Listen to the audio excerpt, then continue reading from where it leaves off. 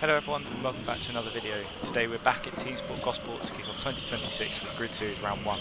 Quite an entertaining one for you today with lots of big sets. If you do enjoy the video, make sure to give it a like, and if you haven't already, please subscribe, it helps out massively.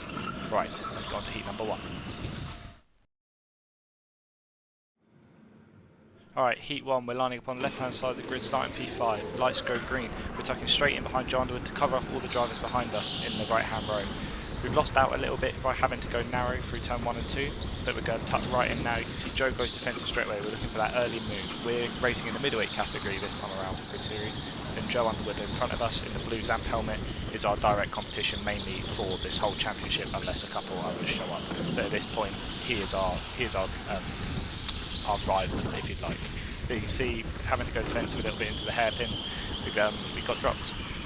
And now we're just going to try and get our head back down, try and make sure our lines are nice and neat and tidy, just so we can catch back up, because Tom, already you can see a gap between Tom Mansfield in third and the driver in second is quite big already, so I'm assuming he's already started going defensive, which is my point's being proven here. We're already catching right back up to him.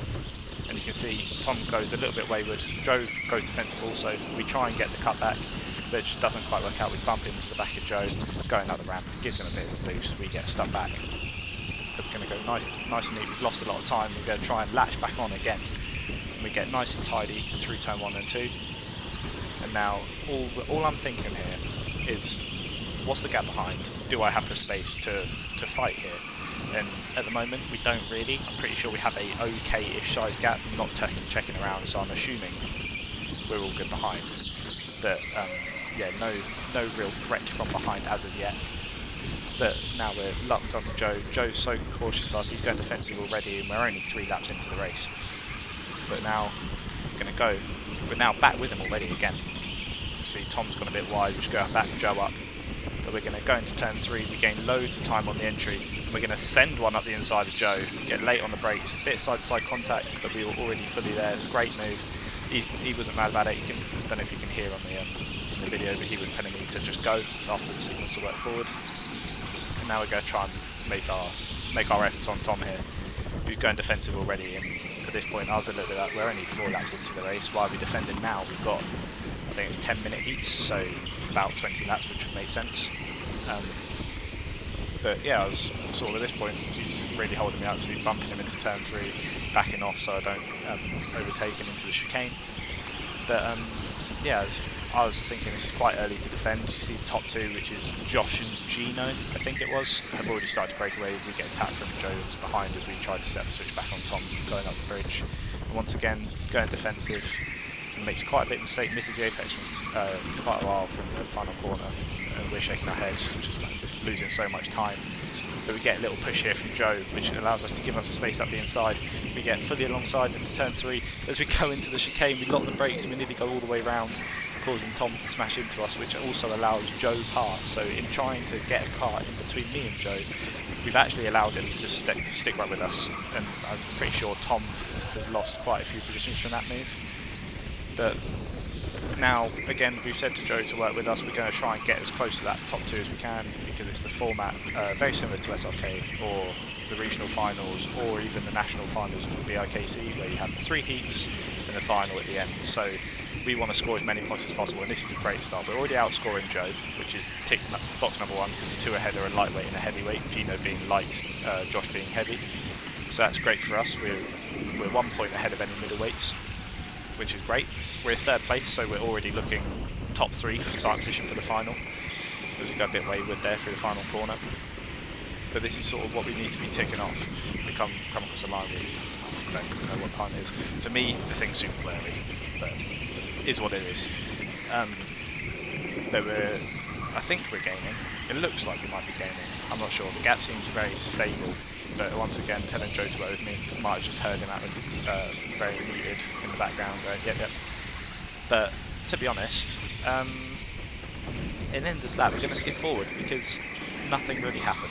And yeah, I don't really want to bore you with another 12 laps of just straight action. So we're going to jump forward to the last lap of the race.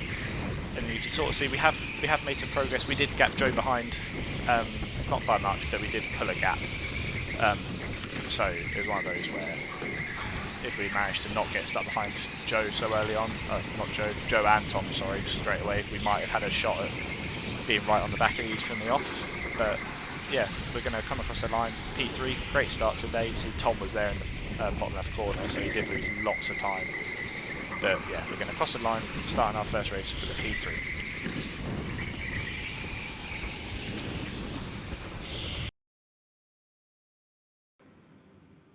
So jumping into Heat 2 then, we're starting 5th again on the left hand side, and we get a much better start this time behind Wes. But yeah, you see everyone checks up a little bit going through turn 1 and 2. Wes goes defensive into turn 3, which probably didn't need to at all. He runs a little bit wide on the exit of 3, or in the mid corner, sorry. Goes deep through the chicane, which allows us straight back onto it. But at this point, I don't think our car's got the best of it. You see, still, he had a moment halfway through the corner and still drove away from us. But yeah, we're just going to try and get our head down, go forward as much as we can. But yeah, Wes already defending, which sort of goes against everything I wanted to do at the start of another 10-minute heat. But see, runs a bit wide. We just about get our nose alongside, just fire one on the inside in turn 3. Make sure to cover him off into the S's. And now it's all about getting our head down again and trying to catch up to the top 3, because you see they're already starting to break away. Pretty sure all 3 drivers here are lightweights, I think. I know the top 2 definitely are. I'm not too sure about the guy in 3rd. I actually don't know who that is. Their name on the Team Sport Live timing isn't anything that would allude to their actual name. It's one of those names where people just put a funny name and that's how it goes. So we're just going to try and catch up to him, driver in the red Team Sport suit, and I think Jack in 2nd, who's another lightweight driver. But yeah, we're just going to get our head down. See, we're just trying to take it as nice and tight lines as we can, but we're making quite a few mistakes through that like bridge section, if you want to call it that. I don't really know how to describe it. But nice and neat through the final corner, and we're going to jump forward just a couple laps, I think. Yeah, not a couple laps, right to the end of the race, where we're, you see the top 2 have finally broken away, and we're now right on the driver of the P3. And he's got to go a bit wide, goes defensive into the S's, we're trying to switch back, doesn't really go our way. Sort of, he still manages to gap us, which is why I think he's a lightweight. But we're going to fire one up the inside, and my foot slips off the brake as we go for the move. We go really deep, but we're going to hold this position. We're going to go defensive anyway, because you know what? I think I've been stuck behind him for quite a few laps at that point, and I haven't had a blue flag yet, which was the big one. But we didn't have give backboards this time. We had blue flags. So if you still had the opportunity to give it back, they'll wave a blue flag at you. If you didn't, then you get a penalty board, which would be penalty board. They would say penalty. So simple. It's really easy to understand. But you see, no marshals have got their like ears to a headpiece or whatever. But I think that marshal was holding a blue flag. So we're going to point the driver back through again. See, yeah, he's got a blue flag in hand. So I've just assumed it might have not been that was for me. It might have been for someone else. But we're on the last lap now. He's got back through, so we're sort of running out of time now. He's going defensive into the S's. Not really would have tried to make a move from there. We're a bit too far back. You see once again just pulling away in the mid corner on the exit. But defensive into the hairpin again before the bridge. And he just pulls away at the top. You see, he just drops us. Defensive again. No real need. I mean, I could have stuck the move, but it would have been a bit risky. Probably may have got a penalty. But you see, cross the line in P4. Once again, ahead of any, to what I understand as middleweights. But yeah, on to Heat 3. So going into Heat 3 this time, we're lining up 11th on the grid once again on that left hand side, which disadvantages us a little bit, but we're up behind Josh Selway now. You see Joe Underwood's quite a few positions ahead of us, so we have got our eyes forward. We want to get as close to him as possible, because if we can just finish behind him, we'll gain at least one position over him if we make a move on Jack there for P10. But we're going to try and look for a move at the inside, see everyone sort of checks up a little bit of bumping cars. Josh gets hung out to dry on Gino, but he really fights his way back to the inside to make sure we don't get a look in. And once again, everyone goes to the inside, but it's too tight of a corner to try and get anything going on the left-hand side. See, Gino manages to somewhat hold Josh out, but we had a massive... Yeah, with this car, this just sort of sprung into mind. Any time I was coming through that SS section, that turn 1-2, it would always feel like the rear left just slid out, and whatever it was, I don't know if you watch the wheel for maybe the next lap, you'll see it just sort of always, anytime I'm trying to turn right, it just always snaps into a bit of oversteer. So I don't know if it's a tyre pressure thing or a temperature thing, but it seemed to, it just, and again, it's just, there's no like stability in the rear. I think it might have just been tyre temperatures, but yeah, it's a bit of a difficult one. You see, getting a bit bummed, not very happy about it. But Jack here, and we're just going to fire one straight back on the inside. No nonsense. Big move, fully clean, bit aggressive, really aggressive. But at this point, I think I was just a bit angry already because of the car fighting our way around the outside. He's also trying to fight his way around the outside. We latch on just at the last minute, sort of get bumper to bumper, sort of hook ourselves onto his car, go defensive into the final corner, get lap loaded again from someone behind. But yeah, just chaos at the start of this heat. But we're going to jump forward because we did get dropped a bit and we had to take some time to catch up. But now we're tucked up behind Gino, and you can still see there's a massive train down from, what's that, third downwards. We go for a move from Gino up the inside. Wasn't ever really going to work. Sort of a half-assed, just there's a gap there. I'll go for it. But lock up a little bit going into the corner. It's just everyone's checking up again. Sort of didn't expect everyone to slow down so much. We have to go defensive from Jack behind because everyone's trying to make up positions in this train. No one wanting to work together because it just takes one person to start making moves through the train and you're golden. But yeah, we're sort of getting dropped a little bit and everything checks up on the inside. So me and Gino all tried to go around the outside and we sort of, Gino gets checked up, everyone's getting checked up, we've dropped a couple of positions and a yellow flag, and whoever was behind me just wasn't really paying attention to what was going on ahead. They're still full push, like a massive whack from behind. It's dropped to P12 now, so we've lost 2 positions in whatever that was. And now, I think at this point I was driving quite angry. Yeah, I wasn't happy with the standards of this race. I spoke to the marshals at the end and they said it wasn't really anything like one person, it was just that everyone was going so defensive that it all checked up and it was just domino effect, so it wasn't ever actually anything bad in the sense of the word. But you see it's all sort of checking up a little bit here again behind this driver in the white helmet who I believe was a middleweight, sorry. But the driver directly ahead of us in car 23 was a lightweight. So this was the one where we needed to get past as soon as possible. It was always going to be difficult with the straight line advantage that they had.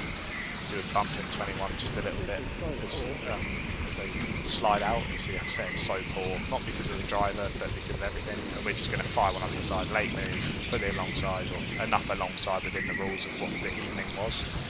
But yeah, up to P11 now. We're just going to still try and get our head down. We jump forward a couple more laps.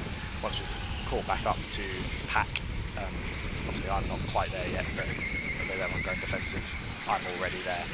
So you see Gino gets a move made on him. Gino's having quite a tough evening other than his first heat, which I don't know if it's grip or whatnot, but again we're going to go on the inside just about 60% alongside. I think at least it felt clean. There's nothing given for that, so clean move into the eye of the marshals.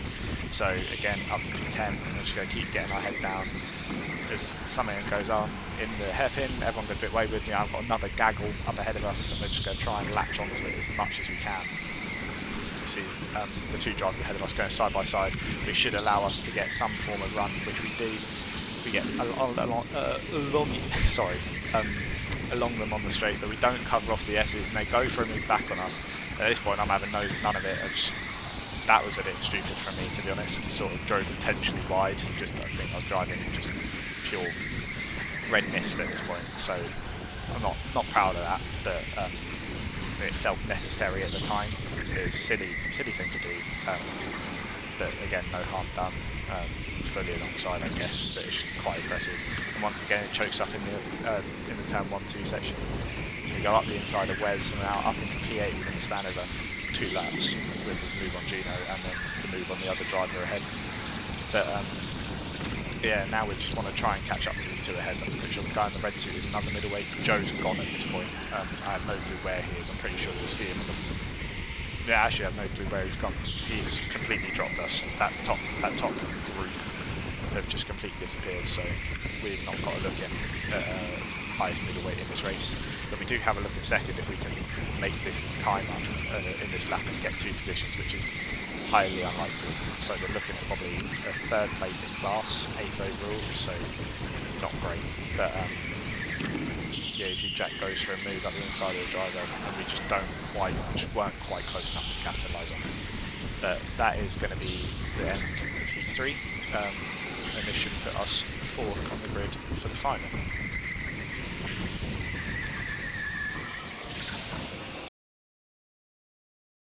Okay, into the final now. We're starting 4th on the grid. Lights go green team.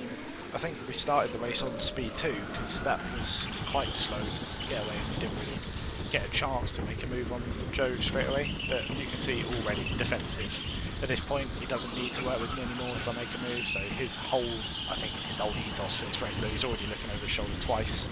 I think his ethos for this race was just don't bother to even give me a look in, which, I mean, yeah, fair enough.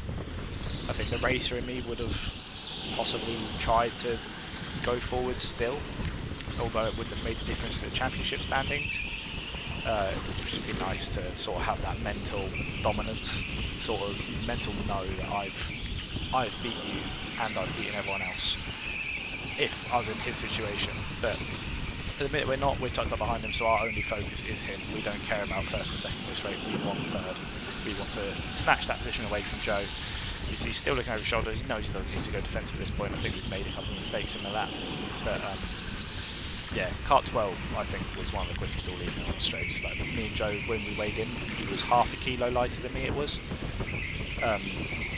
So barely anything in it, but yeah, just would drop me on the straight. You see with Josh and Jack going defensive, or Josh going defensive from Jack up in front, it's pulled me right back in. So Joe goes like half defensive on the racing line. I really have nowhere to go, so I sort of got checked up into him. Just looking at me the whole way down, defensive again. But yeah, sort of just a bit boring really. When I was in the car, I was sort of there like, well, I want to race, but this is racing. He's fully entitled to go as defensive as he wants. But I think I just was a bit fed up. I sort of didn't really want to sit defensive after the whole evening.